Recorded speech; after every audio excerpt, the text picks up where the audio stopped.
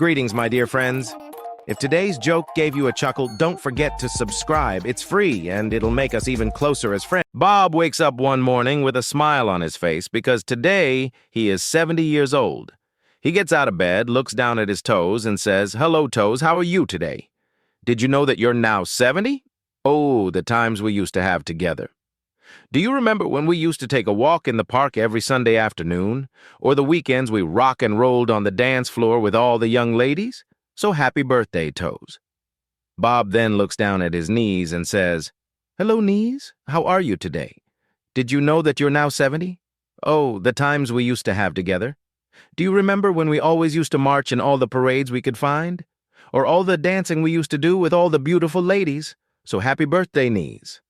Bob then looks down at his crotch and says, "Hello, Willie, you little traitor. If you were alive today, you'd be 70 years old." A man is on the bus, and next to him sits a girl, blonde, white skin, shiny teeth, blue eyes.